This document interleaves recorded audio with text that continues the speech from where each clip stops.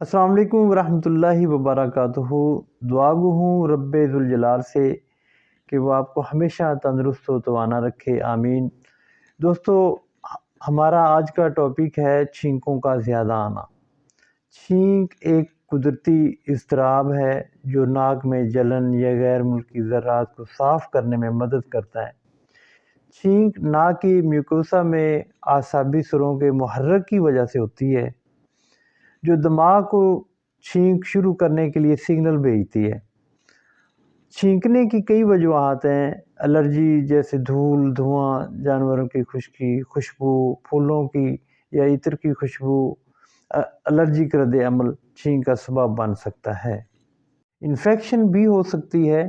چھینک آنا نزلہ، زکام، فلو اور سانس کے دیگر انفیکشن کی ایک عام علامت ہے۔ انفیکشن کی وجہ سے ہونے والی جلن ناک کے حصوں میں اعصابی سروں کو متحرک کرتی ہے، جس سے چھینکیں آتی ہیں۔ ہارمونل تبدیلیاں جیسے کہ حمل کے دوران بھی چھینک کا سبب بن سکتی ہے۔ تیز روشنی، خاص طور پر سورج کی شعاعیں اضطراری چھینکوں کا سبب بن سکتی ہے۔ دوستو، چھینک آنا ایک قدرتی عمل ہے۔ یہ ایک ایسا موقع ہوتا ہے کہ انسان کا سانس چند لمحوں کے لیے رک جاتا ہے۔ آپ کے جسم سے روح سے سانس کا تعلق ہٹ جاتا ہے۔ اسی لیے جب چھینک آتی ہے تو فرمان ہے کہ الحمدللہ کہنا چاہیے، اللہ کا شکر بجا لانا چاہیے کہ آپ کی سانس اللہ تعالیٰ نے آپ کو لوٹا دی ہے۔ دوستو، جہاں یہ چھینک آنا ضروری ہے وہاں زیادہ چھینکیں آنا آپ کے لیے وبال جان بھی بن سکتی ہے۔ یہ بیماری بھی ہو سکتی ہے اور یہ زیادہ طور پر الرجی کے زمرے میں آتی ہے۔